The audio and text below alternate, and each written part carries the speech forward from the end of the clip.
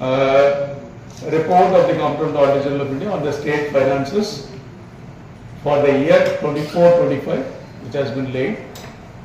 And the purpose of this report is to assess the financial performance of Government of Maharashtra during 24-25 and furnishes the state legislature with audit-based analysis of financial data.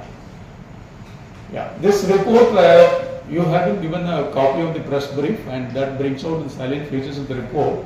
And if you have any doubts anywhere in the report, you are most welcome to come and then have a clarification with us.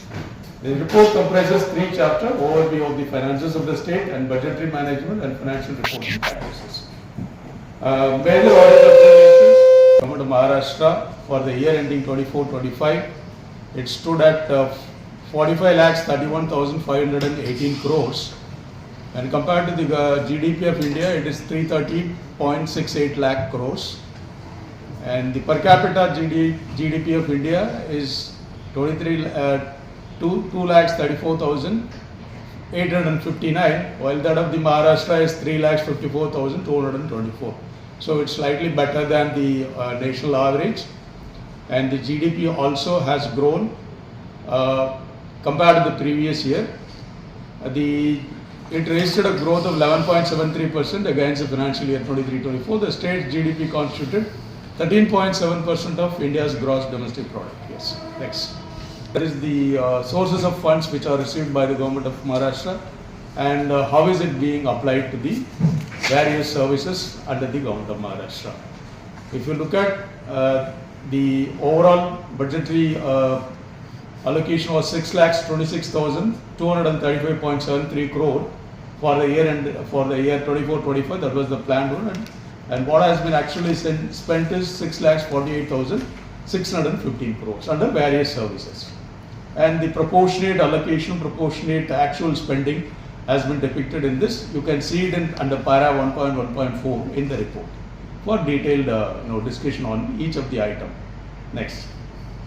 On the receipts side, the revenue receipts stood at 4,81,906 crores, which have increased by 11.2% in 24-25 as compared with the 23-24. The tax revenue continued to be the predominant source of income. Non-tax revenue, though relatively small, has shown significant recent growth, reaching 22,284.38 crore in 24-25. The grants and aid received from Government of India showed a fluctuating situation and overall declining trend during 2021 to 24-25, thereby reducing the state's dependence on central transfers. It means the state's dependence on the central is slowly coming down. In the sense, states becoming much more self-reliant. Yes. Next. Capital receipts increased from 38,841.52 crore in 2015-16 to 1,44,329.30 crore in 24-25, showing a growth rate of 271.59% during this period. Debt receipts closely mirrored the movement of total capital receipts, indicating that borrowings remain the principal source of capital financing. You would see the gap in the budget and all, the deficits and everything will come up subsequently. The faster rise in debt compared to GSDP indicates growing pressure on debt sustainability. Expanding debt stock may rise interest payment obligations, thereby reducing the fiscal space for developmental spending. You can see the developmental spending, the capital spending also in the next few slides. Yes. Expenditure stood at 3,42,638 crores in 2021, which rose to 6,0810 crore in 24-25, with revenue expenditure consistently dominating the expenditure profile. As it is the case with every state, the revenue expenditure predominantly occupies the major portion of the budgetary spending. Increased allocation towards welfare-oriented schemes, notably under social services, including a sharp rise in expenditure on women welfare schemes, led to expansion of revenue expenditure, while capital expenditure, though increasing in absolute terms, was only 14% of the total expenditure. We will see how the capital expenditure progress in the next slide. The share of committed expenditure in revenue receipts, though showing a marginal decline from 66.31% in 2021 to 51.81% in 24-25, remained significant. The share of subsidies in the state receipts and expenditure has shown an upward trend from 22-23, suggesting increasing fiscal pressure from subsidy commitments. The state's capital expenditure increased significantly from 29,686 crore in 2021 to 82,773.32 crore in 24-25. The share of capital expenditure in total expenditure, if you look at, it rose from 9% in 2021 to 14% in 24-25, indicating there is a gradual improvement in the quality of spending. That is, larger allocation is being given to the capital expenditure. So that shows a good sign of improvement. The percentage of capital expenditure as compared to debt receipts was 57.63%, which indicates that the borrowings were not proportionately converted to infrastructural development. The capital expenditure as compared to the debt receipts is only 57.63%. That means the remaining portion is going for revenue expenditure, meeting the regular obligations and commitments. Yes. If you look at the overview, the deficit indicators, basically if you look at for the year ended 24-25, the fiscal deficit is 29,994.76. No, there is a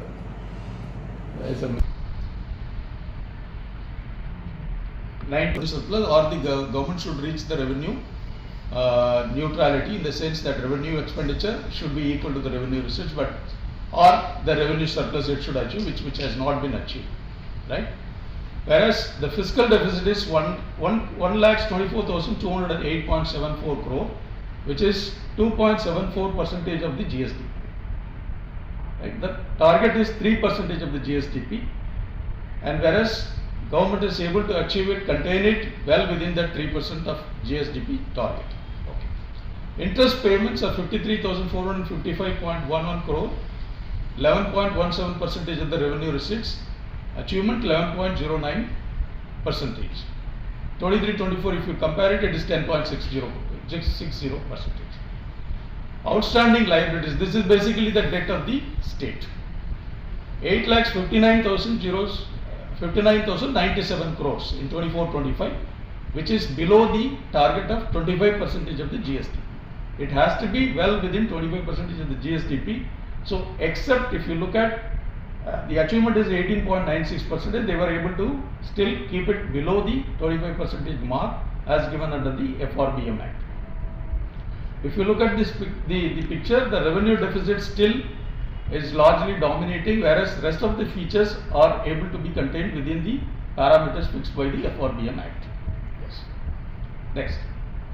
While the fiscal deficit remained within the fiscal responsibility budget management ceiling, the state continued to record revenue deficit exceeding the FRBM target during the year, partly due to the retention of substantial unspent balances in virtual personal deposit accounts under the public account, which had the effect of inflating the revenue on fiscal deficits.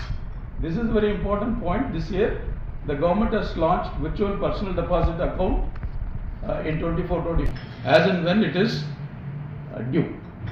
And so the amount lies in the government account, but only problem is the personal deposit accounts have to be closed by the end of 31st of March during the financial year. But this particular provision allows, there is a particular provision, there is a particular GR which allows the amount drawn under the virtual PDA, personal deposit accounts, to be kept for 365 days exceeding the limit of 31st of March. So that's why there is a inflation effect in the fiscal deficit as well as the revenue deficit. While the state achieved a positive primary revenue balance, the overall primary balance remained in deficit. Part of non-interest expenditure and capital outlay. Part of the non-interest expenditure and capital outlay is still being dependent on the borrowings of the state. The persistence of revenue on primary deficits indicates limited fiscal space and increasing dependence on borrowings to finance current expenditure. Yeah. This picture provides the overall outstanding total liabilities of the government, which stood at 8,59,097 crore, which comes from different quarters, that is internal debt, public account liabilities, then loans from Government of India, all put together 8,59,097 crore in 24-25. Next. If you look at the debt profile and you can see whether this debt is sustainable. Sustainable in the sense whether the government will be able to service the debt in a systematic manner so that it doesn't get into a debt trap, isn't it? So that is the idea. So debt sustainability statistics, if you look at, the total liabilities increased significantly from 5,36,000 crores in 2021 to 8,59,000 crore in 24-25. It's going up. After including off-budget borrowings of 28,325 crores, off-budget borrowings are being allowed for the public sector undertaking and other bodies. The outstanding public debt and other liabilities stood at 8,87,422 crores as on 31st of March 2025, equivalent to 19.58% of the GSDP, which has to be as per the FRBM Act, it has to be less than 25%. So it is still within the limit, but then the amount is little higher, which is a bothering feature. Although this ratio remained well within the FRBM ceiling, the growing reliance on off-budget borrowings, which lack transparency and legislative approval, understated the true fiscal position of the government. Furthermore, the maturity profile of public debt, if you look at the different period at which the debt will be maturing and commitment by the state government as to redeem the loans. It indicated that 52% of the outstanding debt is repayable within the next 7 years. So within the next 7 years, the government's liability of repaying the loan along with the interest is going up. It is very sharp. Okay. Next. Debt sustainability indicators present a mixed picture. While the debt GSDP ratio remained within the prescribed limits, the interest burden was contained at around 10 to 11% of the revenue receipts. Repayments of earlier borrowings formed a large share of gross borrowings. Nearly 54 to 68% of the borrowings is spent on returning the previous loans. Interest, that too interest payments alone, repayments of earlier loans, limiting the availability of net borrowings for developmental expenditures. The persistence of primary deficit since 2019-2020 and negative debt stabilization matrix in 3 of the last 5 years, including 24-25, indicate that economic growth alone may not be sufficient to stabilize debt in the medium term. The primary deficit is basically your fiscal deficit minus borrowings. Your borrowings minus the interest payments which are supposed to be redeemed every year, which are supposed to be paid every year. Your total borrowings minus the interest payments. So your primary deficit itself is very huge. It shows a negative primary balance, which is not a good indication of the economic growth. Next. Talks about the entire receipts, expenditure, debt profile, and the debt sustainability indicators and various deficit indicators, and the position of the government of Maharashtra with reference to the Fiscal Responsibility and Budget Management Act. Now moving on to the second chapter of the first report, that is budgetary management, how the government of Maharashtra was able to manage their budgetary resources, how it spent, what was planned and what was spent actually, and what is remaining unspent and why is it remaining unspent. These were analyzed in the second chapter and presented here. The budgetary performance of the state during 24-25 reflects continued deficiencies in realistic budgeting and expenditure control. Against a total budget provision of 8,29,831.20 crore, the state incurred an actual expenditure of 6,61,548.43 crore across 297 grants and appropriations, resulting in overall savings, we can say unspent provisions. Provisions have been given, appropriations have been given by the legislature, but then they were not able to spend it. Though appropriations have been given to the extent of 8,29,000 crore to be spent in the year 24-25, the government was able to spend only 6,61,548.43 crores. That means nearly 20.28%, that is 1,68,000 crores could not be utilized by the provisions, appropriations given by the assembly could not be utilized by the government. So the government is not in a position to absorb such appropriations given by the assembly, so it has to improve its spending efficiency.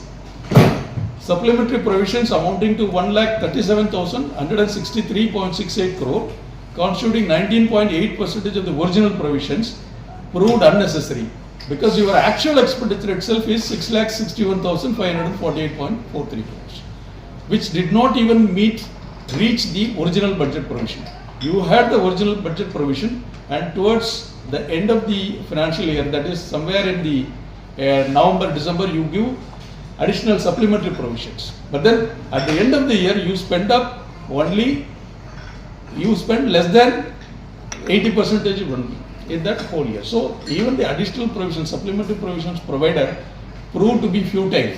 It could not be spent, whereas your original allocation itself could not be utilized. So there is no need for supplementary provisions. That is the point we are trying to. Yeah, next. As against the savings, there was excess expenditure of 763 crore in 2 grants and 4 charged appropriations, which require regularization under Article 205 of the Constitution of India.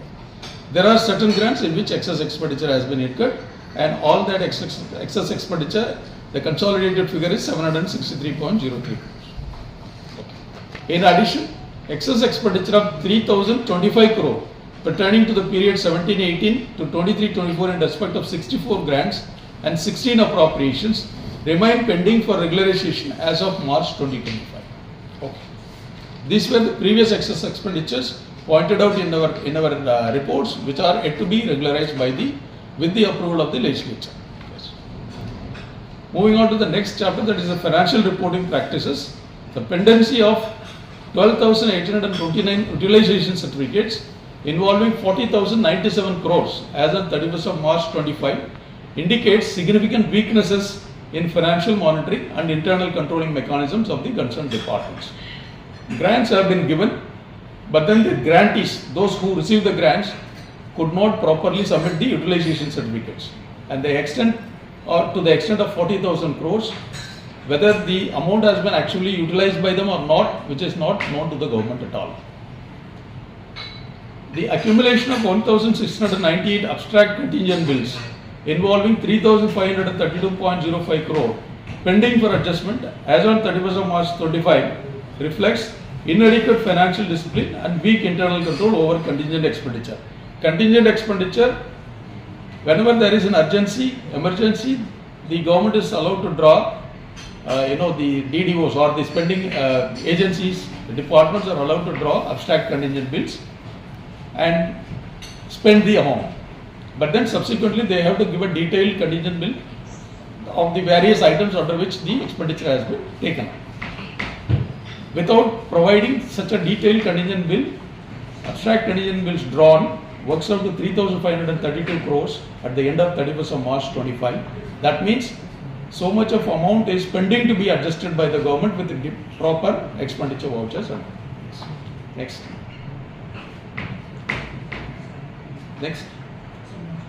Yeah, the state government transferred 89,000 crores from consolidated fund to the personal deposit accounts under Major Head 8443106.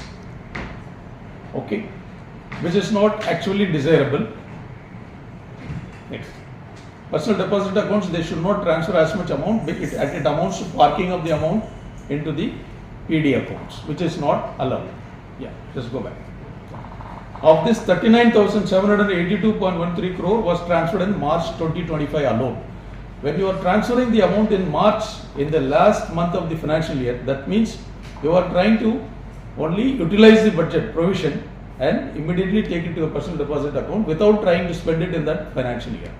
You are pretty aware that you will not be able to spend it within that month, so you are drawing it and putting it in a personal deposit account for spending it later, which is not a good practice actually, including 6,920.71 crore as of 31st of March 25, indicating that the transfers were made mainly to avoid the budget provisions from lapsing, because by the end of 31st of March, government accounts, as per the government accounts procedures, your allocations given by the assembly, the legislative assembly will lapse. If you don't spend it, it will lapse. So in order to avoid lapsing of the budgetary provisions, they just draw it and deposit it in the personal deposit accounts, which is not a desirable practice.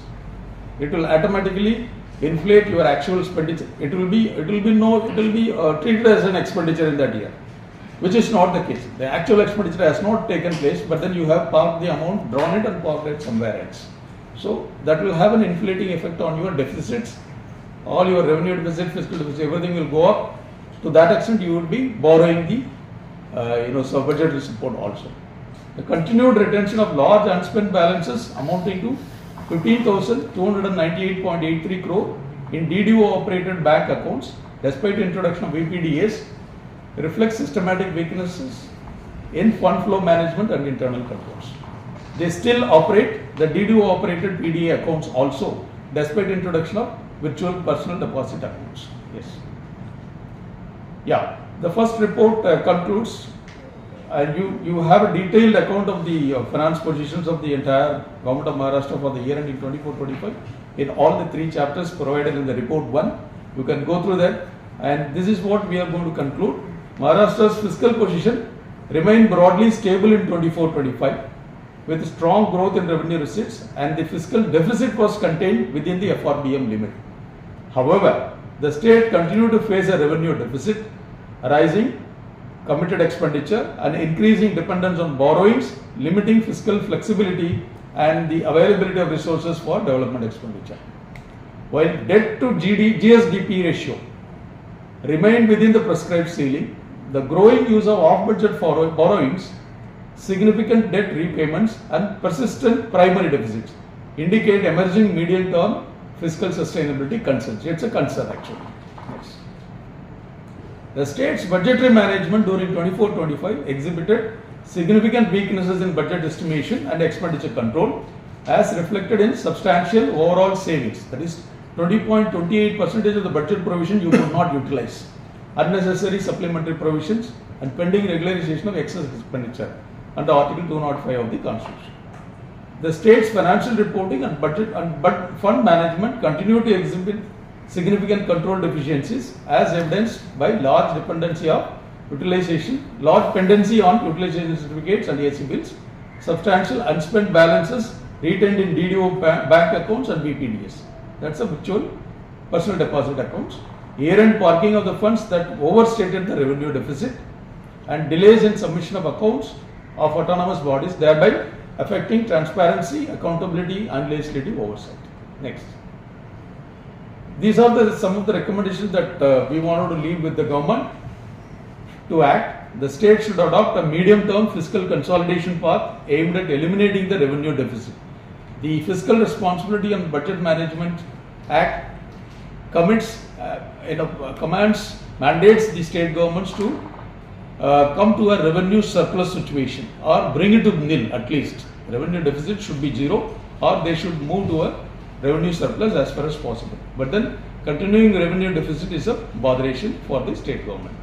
State should adopt a medium-term fiscal consolidation path aimed at eliminating the revenue deficit in line with the FRBM objectives. State government should strengthen budget formulation and expenditure monitoring by ensuring realistic funding, realistic budgeting, timely surrender of anticipated savings, prompt regularization of excess expenditure. If they are not going to spend during the course of the financial year, they should anticipate that they are not in a position to spend. They should surrender such allocations given to the departments so that you at least contain your borrowing to that extent. Right?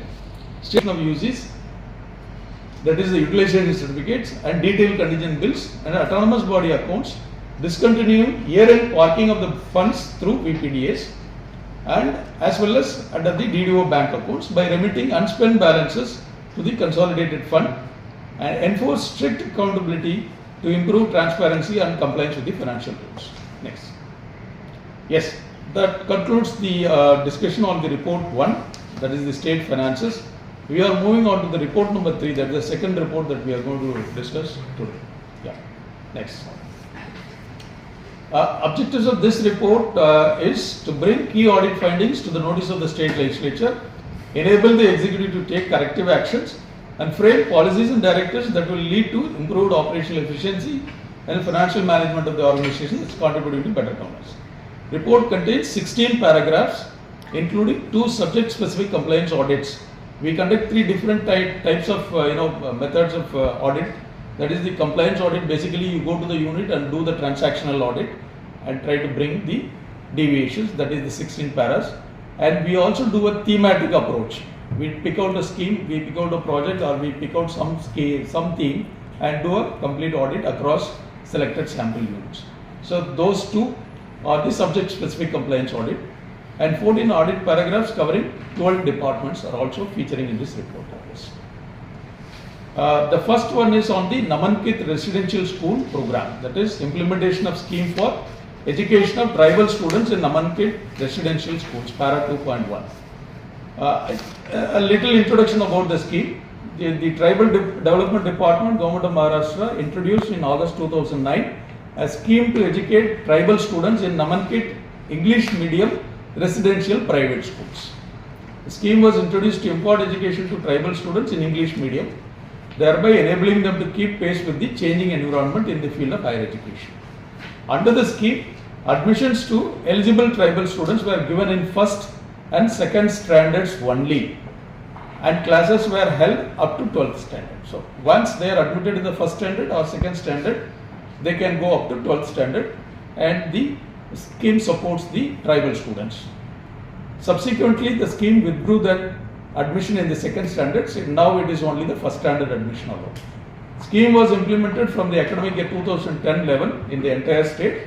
Admission was granted to class 1 from academic year 10-11 to 2014-15. For classes 1 and 5 for the academic years 15-16 and 16-17. For class 1 and 2 from academic year 17-18 to 21-22, and for class 1 from the academic year 22-23. Now from 22-23, it's only the class 1 admission is entertained under this scheme. Okay. Next.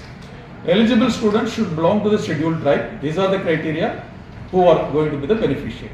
And annual income of the parents of the students should not exceed 1 lakh rupees. The schools selected by the committee, there is a committee headed by a committee of secretaries, are paid an annual fee per tribal student at the rate of 50,000 to the schools. The school which are going to admit the tribal students after selection, they will get rupees 50,000 as a support per student with a grading of 60 to 69%. The schools are graded according to their infrastructure facilities available depending upon the criteria fixed by the department, and a school with a grading of 60 to 69% will get a support of 50,000 per student. A school with the grading of 70 to 79% will get a support of 60,000 per student. A school with a grading of 80 and above will get 70,000 rupees per school. Right? Okay, from the academic year 16-17. The schools with a grading below 60 are ineligible under this scheme. We can see there are some of the schools which have been still given grant, which are not falling under, which are falling below the 60 grading norms also. For the academic year 23-24, 139 schools were approved and 47,315 students were enrolled under the scheme till March 24. During the year 18-19 to 23-24, an expenditure of 1,398.62 crore was incurred under the scheme. This is the overall picture of the scheme. How is it being implemented? The criteria and all. Now we will see the next. Now we will see the audit observations after running through the scheme in the selected sample districts and selected sample schools and things like that. Against the annual target for new admissions of 25,000 students, total seats approved during the year 18-19 to 22-23 ranged from 2,910 to 5,675 only. You can just look at the gap between the actual targeted numbers. The targeted numbers is 25,000 students per year, whereas the actual turned out to be 2,910 to 5,675. So what is the basis on which 25,000 students as targets were fixed? The government is not able to explain to us. Okay. As against the approved seats for new admissions, the percentage shortfall in admission ranged from 8% in 21-22 to 33% during 18-19. During 18-19 it was 33%, which had gradually come down to 8% now in 21-22. Okay. The number of schools approved by the department has decreased from 176 to 157. Every year you assess the schools and then grade them according to the facilities available as per the grading matrix. and then you approve the schools which will support the tribal students on whom the scheme will be implemented. The number of schools approved by the department has decreased from 176 in 1819 to 157 in 22-23. To that extent, the support to the tribal students would automatically come down. The number of eligible applications received for admission from students for the year 22-23 was 4,883. However, only 2,910 seats were approved. Even though applications have been received from 4,883 tribal students, the students who could be finally accommodated in the schools were 2,910. Yes, maybe the ineligible applicants would have failed in various criteria. That is brought out in the report. During the year 22-23, 1,902 eligible applicants were denied admission in second standard due to decision of the department not to give admission in the second standard. That is a particular case. Second standard, contrary to the policy decision of the government. Previously, 1 and 2 admission can be entertained. Subsequently, they took a different stand that from 22-23 onwards it will be only first standard admission and nothing else. So, because of which 1,902 eligible applicants were denied admission. A department revised the grades of 26 schools for the academic year 18-19, 19-20, 21-22. Though there are no provisions in the scheme for revision in the initial grading awarded to the schools by the committee. A committee of the secretary does the grading of the schools depending upon the infrastructure facilities and all other facilities available as per the criteria fixed by the scheme. It will be done at the beginning of the year, and there is no provision to revise the grading in the middle of the year. See, you fix the grading in the beginning of the year. According to that, your support per student is fixed. If it is 60 to 69% grading, then 50,000 rupees per student. Likewise, 60-70. If on the beginning of the year you are fixing it under some category, and in the middle of the year you change it, that means your commitment to give additional support per student also goes up. Yeah. This is not supported by the scheme provisions. In 4 such cases, the approval to revise the grading was awarded at the deputy secretary level, who is not the competent authority. It has to go back to the committee of secretaries, but it has not been followed in this particular cases. Due to revision in grading during the middle of the year, arrears of 9.53 crore were paid to these 66 schools approved by the secretary level committee were excluded from government resolution granting approval to schools indicating weak internal control in issuing the GR and irregularity in payments without a valid sanction. 6 schools which have not been selected by the committee of the secretaries which have been selected by the committee of the secretaries were excluded. That means some other schools are being included. Okay. Delay in issuing the GR in 22-23 led to a situation where exemptions had to be granted to schools that did not fulfill the mandatory requirements, exposing students to the institutions lacking the prescribed educational and infrastructural standards. If you don't approve well in advance, and if you don't give timely approvals, then automatically students will be forced to go for some other schools. Department did not conduct required tests, did not prescribe as well as did not conduct any required tests. One of the criteria for shortlisting the school is that the teachers should be able to read, write and speak fluent English. But then the scheme hasn't provided any criteria as to how to assess that proficiency.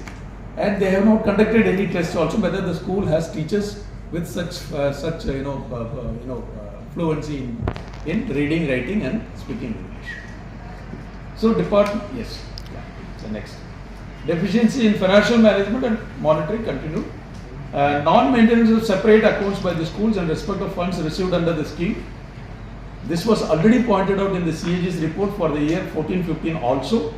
In response, the department agreed to issue instructions to the schools for maintenance of separate account. However, no such orders, instructions were issued till date. Guidelines of the scheme also did not provide for submission of utilization of funds received by the school under the scheme. Therefore, the department did not have any information on whether the funds disbursed to the schools were utilized for tribal students or not. The funds received on behalf of the tribal students admitted in the school should be maintained with a separate account and with a separate utilization records and registers, but then the schools were not found to have been maintaining separate set of records. Guidelines of the scheme also did not provide submission of utilization of funds received by the school to the government. Right? Therefore, the department did not have any information on whether the funds disbursed to the schools were used for tribal students or not. That is not ensured by the department. Approval was given to 8 day boarding schools under additional tribal commissioner Nagpur and 1 day boarding school under ATC, additional tribal commissioner Amravati, for the academic year 2018-19 to 22-23. Please note, this entire scheme is for residential English medium private schools. And how can you approve day boarding schools? The students is supposed to go as day scholar and come back. So it vitiates the entire provision of the scheme provided. Okay, next. There were cases of non-distribution of materials in many schools during our joint physical verification. We conduct a joint physical verification of the selected samples also. So we could find out that there were cases of non-distribution of materials, that is school uniform, PT dress, night dress, school bags, books, stationery, etc. to the students, and lack of monitoring of the material distribution in the schools. Yes. We are coming to the conclusion of this particular scheme audit, and I have just listed down the various observations, that is important observations that are featuring in the report. These are the recommendations that we have given in that report to the government. The state government should fix realistic target for admission and ensure that all eligible students are given admission to the schools under the scheme near to their hometown. Imagine a first standard student getting an admission in a residential school away from their parents, maybe 100 kilometers, 200 kilometers, and they are supposed to continue in that school. That calls for something, isn't it? The scheme has to be sensible to these kind of expectations of the public also. A first standard student getting admitted in a residential school away from their locality, that calls for a complete review of the scheme. The state government should ensure that proper policy is prescribed for any revision and grading of nomenclature schools in time-bound manner duly approved by the secretary level committee. The state government should ensure that the process of selection of schools is completed before start of the academic year, so as to avoid the academic year loss to the students. Right? If they get admitted after 3 months, 4 months, once the classes have begun, they are going to be at loss. The state government should issue instructions for preparation of separate account and submission of utilization certificate in respect of funds received under the scheme. State government should ensure proper monitoring of material distributed to the students also. Next. We are moving on to the next thematic study, that is the functioning of hostels for backward class students, featuring in the paragraph 2.2 in the report. As you are aware, that Social Justice and Special Assistance Department establishes hostels to support students of scheduled caste and other weaker sections by providing them with accommodation and other facilities to pursue their school as well as college education. It is exclusively providing accommodation and boarding and lodging, right? Lodging and boarding during the course of the time, during the course of their school as well as college education. So SJSAD introduced the Swadhar scheme further. Initially they thought that we can construct hostels and provide facilities. Subsequently then they realized that people can still support themselves if we provide some assistance, monetary assistance to them. Then this Swadhar scheme has been introduced for payment of fixed allowance for food and accommodation and maintenance and subsistence allowance to the students of scheduled caste and neo-Buddhist categories for whom hostel facilities could not be provided. There is a demand, but then hostel facilities could not be provided to them. So the government has come up with another provision that you can be given a maintenance or subsistence allowance, which is called the Swadhar scheme. Next. The decision of the government. Now this is the basic introduction about the scheme. So the scheme provides for construction of hostels either under the belt of the government itself or aided hostels, AH also, GH as well as AH, and then Swadhar scheme. So the three streams of support to the students of scheduled caste and backward classes. is provided in the scheme. The audit observation after going through the scheme and how the hostels were functioning, how the scheme was functioning, we have come out with these deficiencies, and these are the ones which are printed out in the report. The decision of the department not to pursue the construction of new government schools without extending the Swadhar scheme to all uncovered talukas and eligible categories. Initially they thought that they can construct hostels every place, but at some point of time they realized that it is not possible. At least then you should have extended the Swadhar schemes to all those areas where they could not construct the hostels or where they could not empanel the aided hostels also. So without extending the Swadhar scheme, they abruptly stopped the construction of new government hostels. So to that extent, it resulted in continued absence of hostel facilities in 117 taluks are still deprived of hostel facilities under the scheme, thereby depriving students in 8,930 institutions of access to residential education center. Time-bound detailed plan was also not prepared by SAD to achieve the target of providing 500 government hostels under sustainable development goals by the year 2020. This was the commitment by the government. Under the sustainable development goals, they wanted to provide 500 government hostels by the year end of 2023, but they could not achieve it. Next.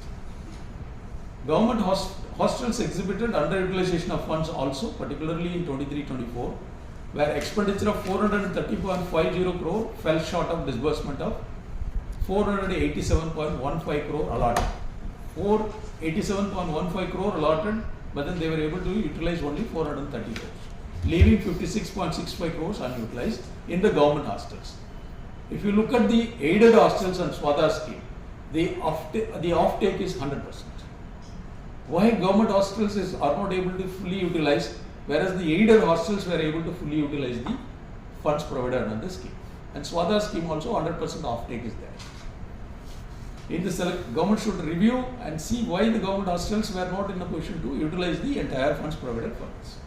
In the selected 9 districts during the year 2021-22 to 23-24, out of 35,494 students, 23,711 students received payment under Swadhar scheme with the delays ranging from 1 year to 3 years. You are supporting on the basis the Swadhar scheme provides, because you are not able to provide hostel facilities, then you should at least see that the maintenance and subsistence allowance provided under the scheme is provided at the time in a time-bound manner. Whereas audit could come across and see that there were delays ranging from 1 year to 3 years, even in disbursing the Swadhar-based Swadhar scheme under the Swadhar scheme also. As compared to 27,428 students to whom first installment was made during the academic year 21-22 to 23-24, payment of second installment was released to 17,949 students, nearly 65%. Reasons for non-release of second installment to 9,472 students was not available on record. Next. Lack of coordination in verifying the data of payments made under both post-matric scholarship scheme and Swadhar scheme led to incorrect adjustment of maintenance allowance and resulted in short payment of 57.82 lakhs to 1,302 students. There could be students who would be availing the post-matric scholarship scheme also, and they would also be eligible for Swadhar scheme. In such cases, whatever has been already disbursed under the post-matric scholarship scheme should be deducted under the Swadhar scheme support.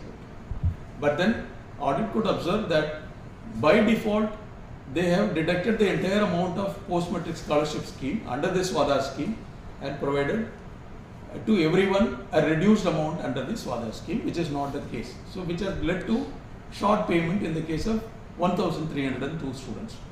Ideally, they should have assessed overall the students who avail the scheme under the post-matric support scholarship scheme, and only exclude or deduce the amount under the Swadhar scheme only for those students. But blindly they applied the criteria to everyone, and to that extent 1,302 students got affected with a short payment. Adoption of incorrect rates for adjustment of maintenance allowance payable under post-matric scholarship scheme resulted in short payment of 9.1 lakh to 471 students in 9 districts and excess payment of 3.87 lakh to 271 students in 7 districts also. Okay. Next. The rate adopted for adjusting the amount also differed in some cases. So then in some cases it led to short payment, and in some cases it led to excess payment. Okay.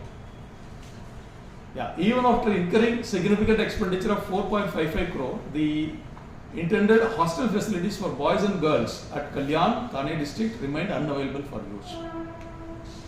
As on March 24, 155 government hostels out of 443 government hostels in the state were functioning in rented buildings. So the original intention of constructing a government hostel under the belt of the government has not materialized. They are still functioning under the rented buildings. And we saw the conditions in the rented buildings in the joint physical verifications, and that all given in the report, where we could find the conditions in such rented buildings are very poor, wherever we have seen. 36 government hostels out of these 155 government hostels, which had a total sanctioned capacity of 3,290 students, were operating in rented hostels that could accommodate only 2,360 students. As per the criteria, they can only accommodate 2,316 students, but then you can see the overcrowding there in those schools. Against 2,316 students, 3,290 students were found to have been accommodated, which is not a good sign of implementation. Out of the total 109 government hostels in 6 districts, posts of warden were vacant in 49 hostels, including 28 girls hostels, and the additional charge of these hostels was given to the regular wardens of the other hostels. I don't know how far it is located between the various hostels, so that's anybody's guess. Okay, next. In 5 girls hostels, the charge of post of wardens was given to male warden, which is not a gender sensitive arrangement. Okay. There were shortfalls in basic facilities such as CCTV, fire extinguisher, dining room, computer, library and innovative facilities in many of the schools that we had seen and pointed out in the paragraphs here. The department did not ensure compliance with its own government resolution mandating barrier-free facilities and periodic monitoring for students with disabilities in hostels. As you are aware, persons with disabilities should have universal access to all the government buildings, particularly the schools, hostels and all, and the government could not ensure, the department did not ensure whether these hostels were with the PWD friendly facilities or not. Though the biometric attendance system was rolled out across both government as well as aided hostels, its limited functionality, particularly in government hostels, indicates inadequate planning for post-installation support and weak monitoring. The biometric system has not functioned well in all the sampled hostels that we had checked out. In aided hostels, students were compelled to reside in overcrowded and inadequate facilities. Because in aided hostels, the government is doing it.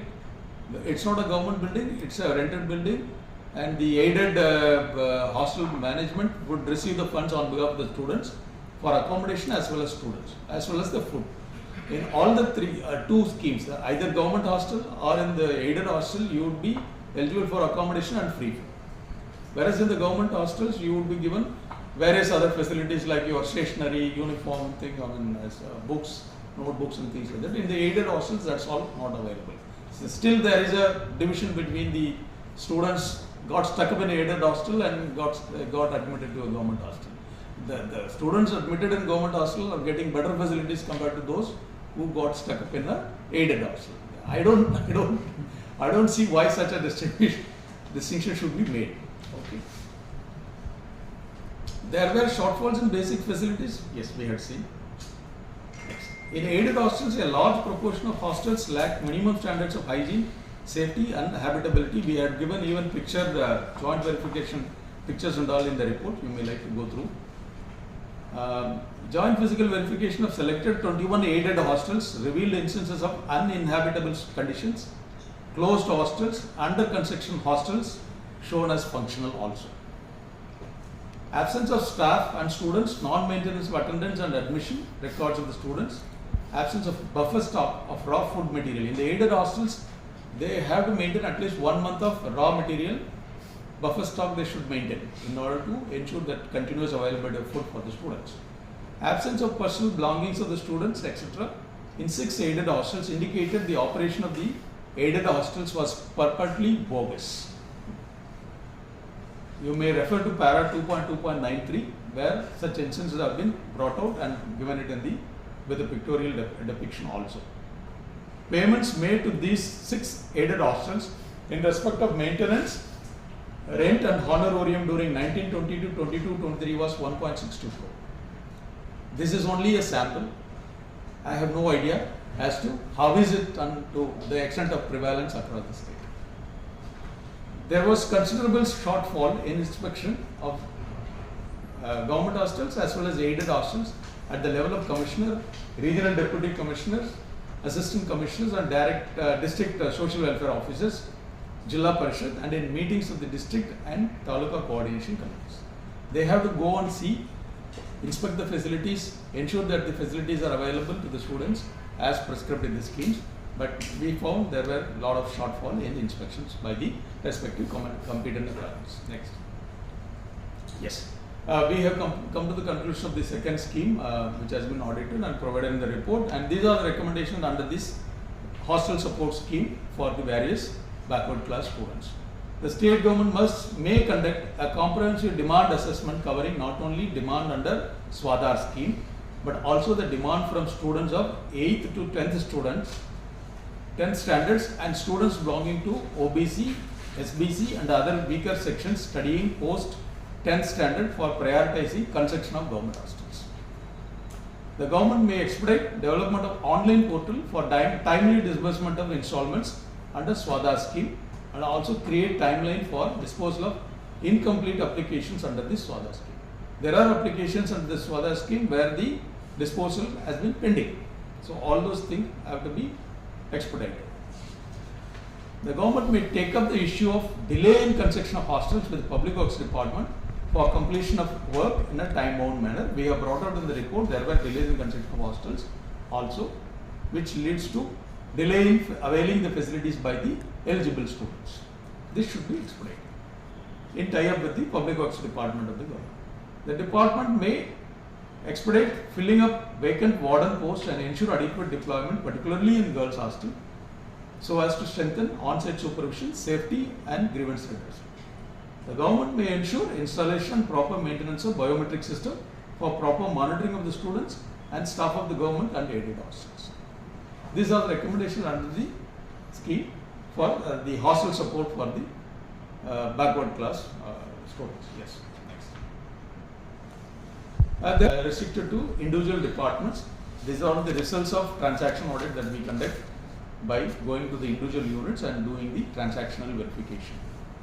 We could notice instance of negligence of settlement commissioner and the director of land records by not invoking the MOU clause with the user resulted in pending fees receipts of 2.17 crore, 217.99 crore from the banks, institutions and agriculture department and government of Maharashtra for usage of records of rights downloaded through the web portal and services facility. This is under the settlement commissioner and director of land records. And we could also see incorrect application of rates by Tahsildar Panvel as per the annual statement of rates resulted in short levy of occupancy charges amounting to 69.10 lakh on allotment of government land to Mumbai Metropolitan Regional Development Authority for developing Mumbai Trans-Harbour Link. There was another instance of unfruitful expenditure of 2.74 crore on construction of staff quarters at Gondia due to deficient planning and selection of unsuitable location. Yes, staff quarters located farther away in the town or in the city, so there was not utilized. It was not utilized. Okay. A flaw in the system to disburse financial assistance to farmers affected by natural calamities resulted in excess payment of 2.6 crores in 2 test check districts under the Revenue and Forest Department, Disaster Management, Relief and Rehabilitation. Under the Housing Department, there was a case of incorrect computation of Total Sanctioned Floor Space Index (FSI) for the Slum Rehabilitation Scheme, resulted in excess sanction of transferable TDR. It's a case of TDR, transferable development rights to 2 developers to the tune of 3,159.31 square meters, valuing 6.29 crores, and 11,157.83 square meters, valuing 29.51 crores. These are the instances which have come to our notice during the course of our transaction audit. Sanction of slum FSI to an unencumbered school plot within the slum boundary resulted in undue benefit to the developer to the tune of 18.49 crore. Also has been reported under para 2.9. Yes. Cooperation, Marketing and Textiles Department, non-adherence to prescribed treasury procedures for opening and operating a personal ledger account and inadequate monitoring and enforcement of financial rules enable the continued retention of receipts amounting to 26.35 crore outside the consolidated fund or public account, thereby diluting legislative oversight and budgetary control, resulting in irregular utilization of funds and avoidable financial output. Under the Cooperation, Marketing and Textile Department. Marathi Language Department, we had seen a case where delay in construction of sub-center of Marathi Bhasha Bhavan owing to deficiencies in project planning, inadequate due diligence in site selection, non-finalization of designs prior to tendering, and weaknesses in contract management resulted in blocking of funds of 15.90 crores. Half construction or delay in construction leading to different, the intermediary stages of construction, blocking the funds of 15.90 crores spent on those facilities. Next. Food and Civil Supplies and Consumer Protection Department, we had come across a case where there was a omission to incorporate provisions for essential infrastructure such as protection walls, internal roads at the estimation stage during construction of godowns. Resulted in incomplete facilities and rendered the godowns worth 5.98 crores unutilized. Urban Development Department, there was a delay in initiating the tender process by the Mumbai Metropolitan Regional Development Authority before the expiry of the existing contract, coupled with the inclusion of tender conditions inconsistent with the first right of refusal clause, led to cancellation of tenders and delay in finalization of new contract, resulted in non-utilization of the car parking space and consequent loss of revenue of 5.93 crore. This is under the Urban Development Department, Mumbai Metropolitan Development Region Development Authority. It's continuing to lose the revenue, potential revenue from this particular instance. Para 2.14, I would like you to go through this para. Next. Under the General Administration Department, there was a delay in obtaining administrative and technical approvals for pending works for construction of Patrakar Bhavan, resulted in blockage of public funds amounting to 2.43 crore. This would be of interest to every one of you. Yes. Public Health Department, the inability of the Dala Memorial Government Women Hostel Administration and Public Health Department to plan and provide for post-operation and maintenance through regular budgetary mechanisms, coupled with the delayed and ad hoc funding proposals, resulted in idling of effluent treatment plant, rendering an investment of 1.27 crore unproductive over 6 years. Yes. Yeah, that comes to a conclusion of the entire discussion. Our reports are all immediately uploaded into our website, that is cag.gov.in. Under the reports of the states, you can see reports of the states, compliance reports and state finance audit reports, and it will be available on the website for any time. You can have a complete access to the soft material. And if you want to have any clarification on the report or any paragraph or any issue brought out in the report, you may like to get in touch with any of us.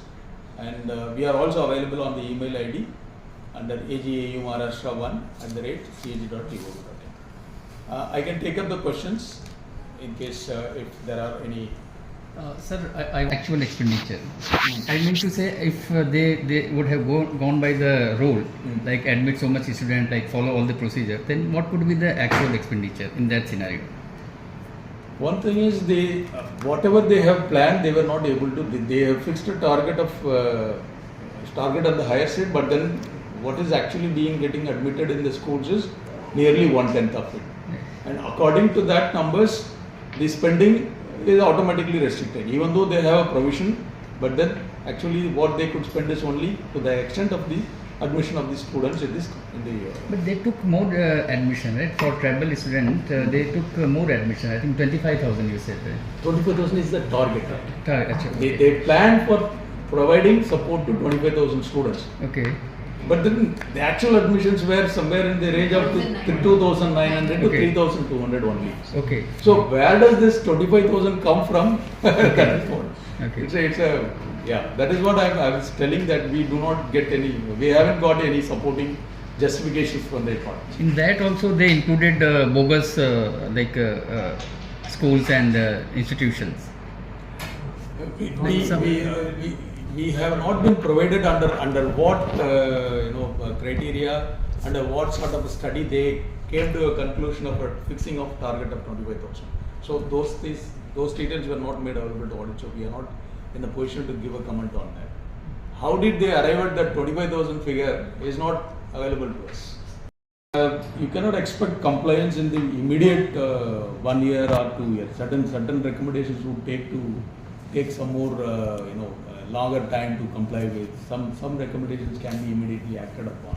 So it depends on the nature of the deficiencies pointed out in the report and the recommendations given by the Comptroller Auditor General of India in the report. So we are not in a position to exactly say which department had actually done well and all. So that kind of comparison also being able to take up. But then we insist on the governments to take action.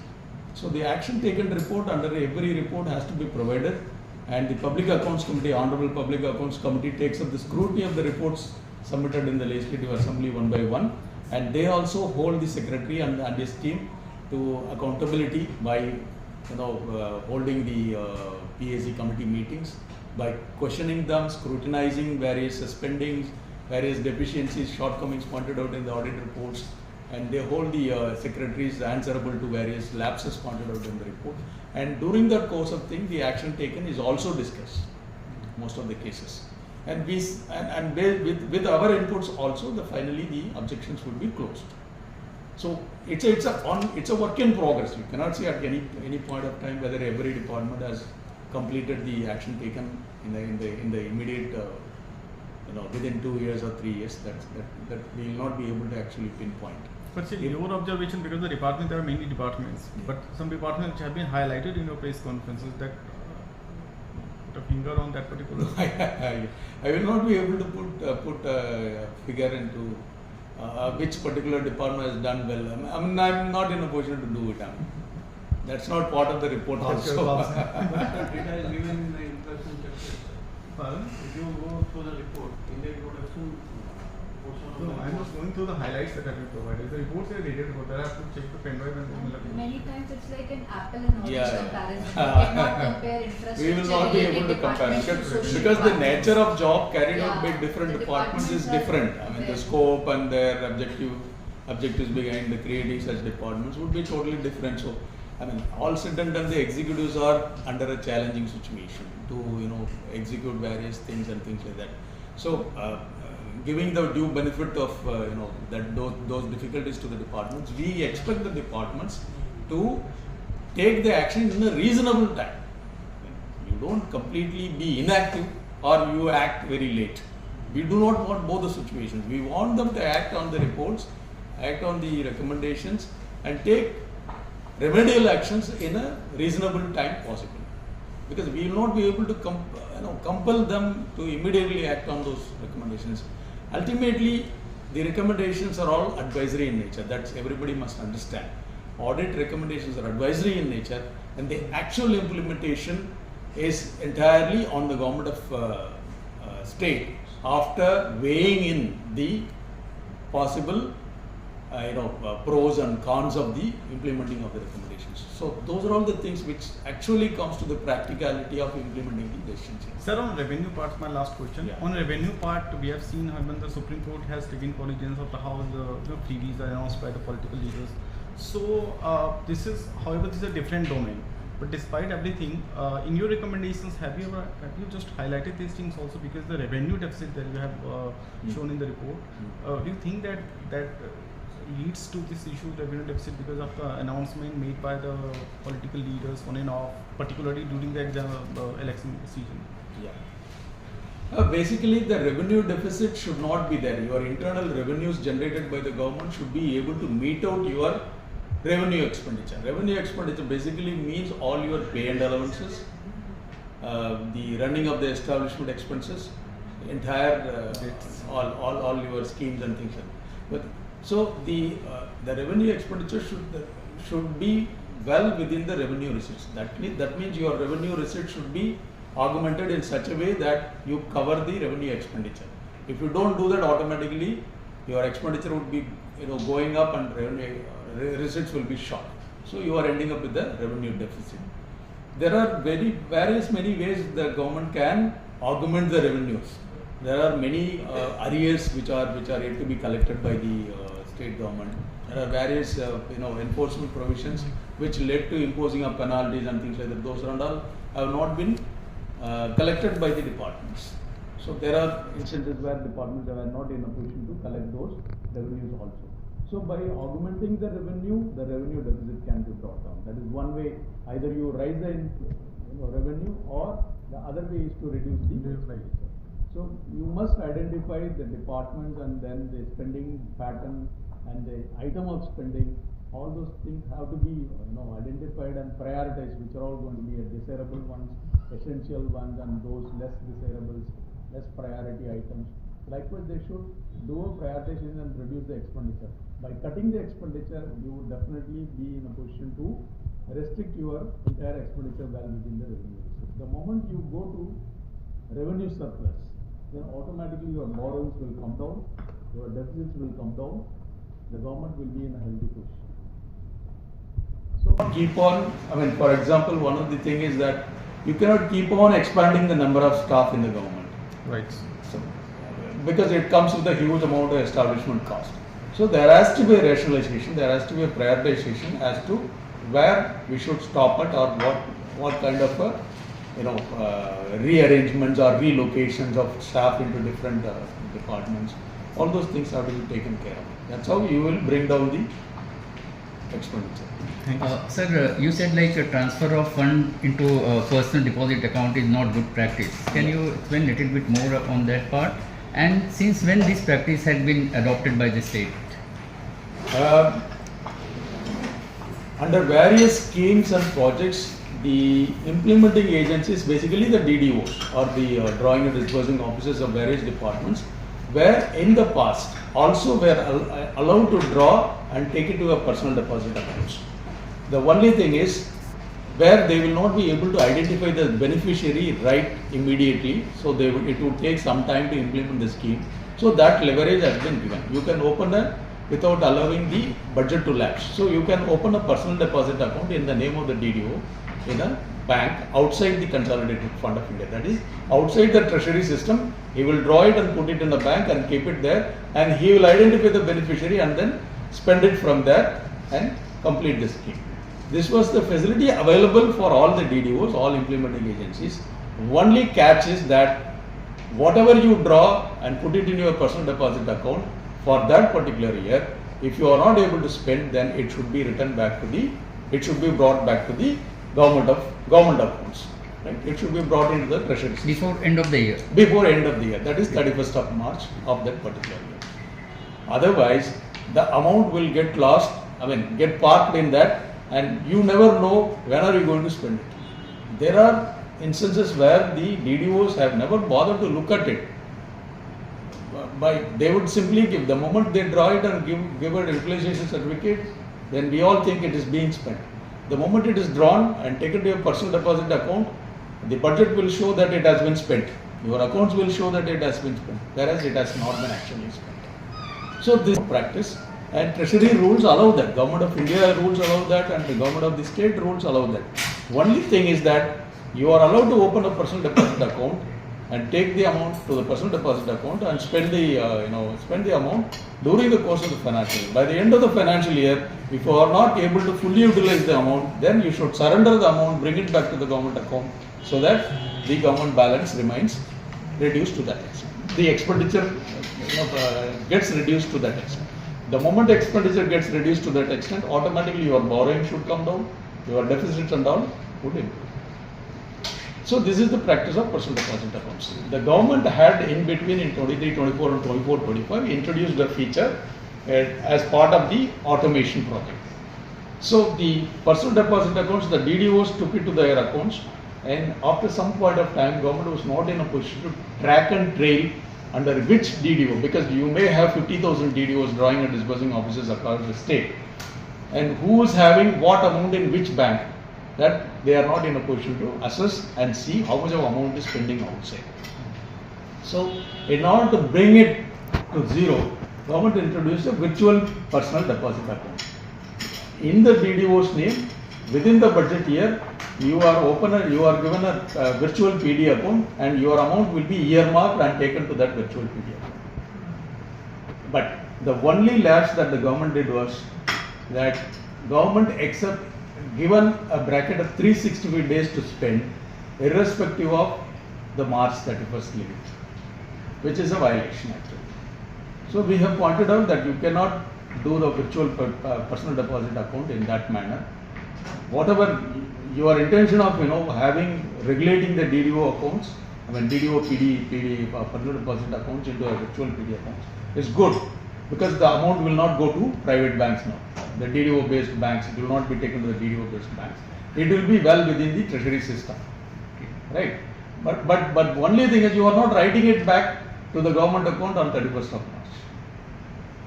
In the particular case, in this 24-25 itself, we have a paragraph because of which the VPDA, the virtual personal deposit account, amount taken to the VPDAs beyond 31st of March constitutes 22,000 crores. And your revenue deficit is around 29,000 crores. So it will reduce the revenue deficit. Yes, it will come into the once it gets into the government accounts. To that extent, you are not spending. So automatically your spending, your expenditure comes down. Account of expenditure comes down. To that extent, you don't have to borrow. You are already under deficit. Now you are borrowing and taking it into a different account and keeping it there, parking there, without spending it. In this particular, let me just finish this. The revenue deficit of the state government for 24-25 was 29,000 crores, 29,094.76 crores. Had the unspent balance of 20,000 crore in VPD. Actually, it's 9,000 crores. It is actually 9,000 crores. Your revenue deficit is only 9,000 crores. Just because you have taken out your entire money into VPDA, the 20,000 crores are lying with the VPDA, that actually boosted your spending. It boosted your spending, it boosted your borrowing, it boosted your deficits. Why? If you had written back on 31st of March, then automatically to that extent all your fiscal parameters would have come down.